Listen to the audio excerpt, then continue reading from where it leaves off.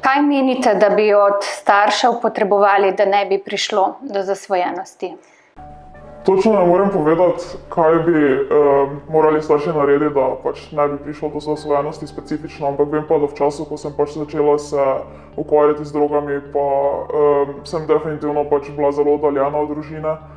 Starša sta se ločila pred parimi leti in sta tudi bila čustveno, se mi zdi, da dosti zaposlena sama s sabo in vem, da sem v tistem času čutila dosti pritiska z njune strani in neke čustvene obremenitve, ker sta oba se na nek način iskala in tudi prebolevala ločitev in sem bila, dosti sem se počutila osamljeno.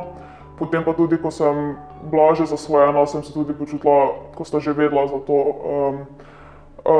tako da sta me obsojala, sem se počutila kot črna ovca v družini in sem se zaradi tega še bolj zapirala v bistvu v družine in iskala tisti čas za sebe.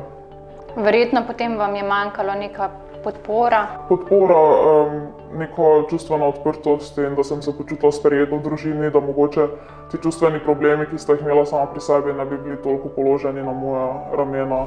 Kakšno vlogo pa so imeli vaši starši pri reševanju težav z zasvojenostjo?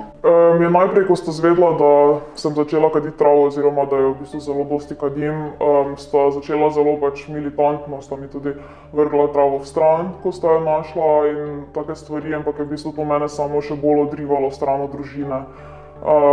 Poskušala sta sicer neke pogovore imeti z mano, ampak niso bili ravno efektivni zaradi tega, ker se mi zdi, da so prišli res iz nekega položaja samo strahu in še neke dodatne obremenitve za mene in nerazumevanja in nesprejemanja, obsojanja.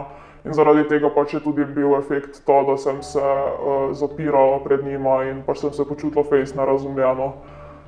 Potem, ko sem se vključila na NIJZ-jev program, pa je tudi mama postala precej aktivna pri tem.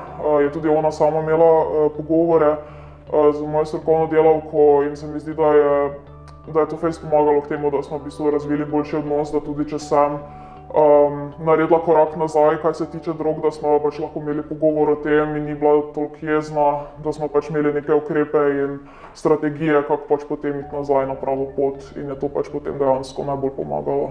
Torej, na začetku sta se začela lotevati stvari po svoje, ja.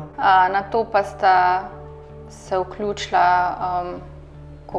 v podporo. Ja, mislim, da jima je manjkalo to v bistvu, da sta vedela, kako pristopiti in kaj narediti, no, ker tisti prejšnji poskusi so bili neuspešni. Verjetno jima je manjkalo tudi zaradi tega, ker se si noben starš ne želi, da bi bil kdaj soočen s tem problemom, ne? Kaj bi pa svetovali drugim staršem, kako naj se vedejo do svojih otrok, da ne bi imeli podobnih težav? Ja, mislim, če otrok že je zasvojen oziroma se ukvarja z nekimi drogami, ne vem, meni se zdi najbolj pomembno to, da otroka starš ne obsoja in da ga poskuša vseeno sprejeti, tudi če ve, da nekaj dela otrok, kar ni dobro za njega.